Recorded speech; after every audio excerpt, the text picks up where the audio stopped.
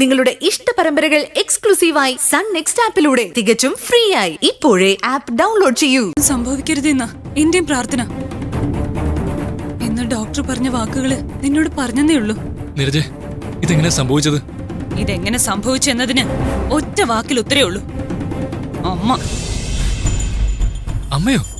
അതെ, അമ്മ തന്നെ. ഞാൻ പറഞ്ഞിരുന്നില്ലേ കാര്യങ്ങളൊക്കെ? ഇവിടെ പോലീസ് കേസും കല്യാണവും ഒക്കെയാ. അതിനിടയില അവനെ എക്സിബിഷന് പോയത്.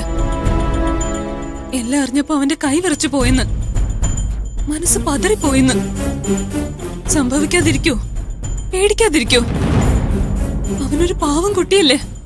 നീ എന്തൊക്കെയാ പറയുന്നേ? എനിക്ക് തലയ്ക്ക് ഭ്രാന്ത് പിടിക്കുന്നു. ഒന്നും വിശ്വസിക്കാൻ കഴിയുന്നില്ല. വിശ്വസിച്ചേ പറ്റൂ. ഇപ്പൊ എല്ലാവരും എവിടെയാ ഉള്ളത്? ഹോസ്പിറ്റലാണോ? അതെ. പിന്നെ നീ മാത്രം എന്താ ഇവിടെ?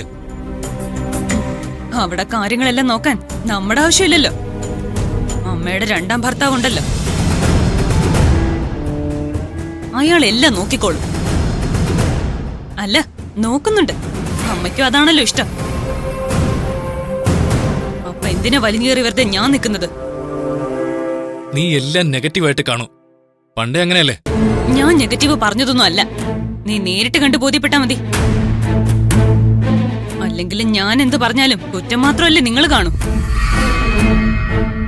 ഞാൻ കുടുംബത്തിന് വേണ്ടാത്തവളാണല്ലോ, കുടുംബത്തിന് നാശം ഉണ്ടാക്കുന്നവള്. മതി മതി, ഇനി പറഞ്ഞ് കാട് കയറണ്ട. ഞാൻ ഹോസ്പിറ്റലിലേക്ക് പോവാ. നിർമ്മൽ, നീ ഇപ്പൊ അവിടെ പോയിട്ട് ഒരു കാര്യമില്ല. അലോകിനെ സർജറിക്ക് കയറ്റിയിരിക്കുവാ. 10-12 മണിക്കൂർ വേണ്ടിവരും സർജറി കഴിയാൻ. നമ്മൾ അവിടെ പോയ വെറുതെ പുറത്തു നിൽക്കണം.